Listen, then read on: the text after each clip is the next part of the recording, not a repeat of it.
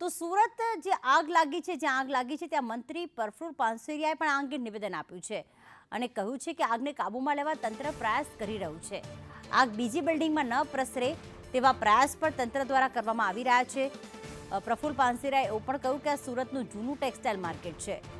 સુરત કાપડ માર્કેટમાં જે આગની ઘટના બની છે તે મુદ્દે જ પ્રફુલ્લ પાનસેરિયાએ નિવેદન આપ્યું કે સુરતનું તંત્ર આગને કાબૂમાં લેવામાં પ્રયાસ કરી રહ્યું છે. સાથે અન્ય બિલ્ડિંગમાં પણ આગ ન પ્રસરે તે પણ ધ્યાન રાખવામાં આવી રહ્યું છે.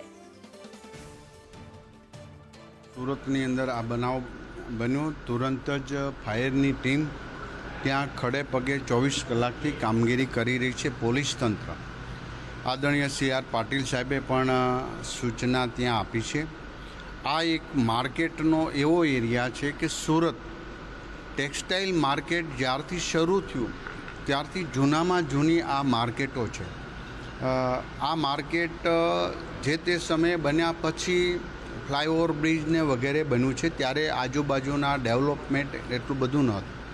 તો આજે એક બિલ્ડિંગથી બીજા બિલ્ડિંગ સુધી આગ ન પ્રસરે એના માટેનું ફાયર તંત્ર કામગીરી કરી રહ્યું છે. પોલીસ કમિશનર, મ્યુનિસિપલ કમિશનર અને કલેક્ટર તમામ ત્યાં સ્થળ ઉપર હમણાં પણ ત્યાં જ હતા અને એના બેસ્ટ વધારા નવી ટેકનોલોજીથી જે કંઈ કરવાનું થાય એ પ્રમાણે આગ બુઝાવવાનો સરકારના અને SMCનો પ્રયાસ શરૂ છે.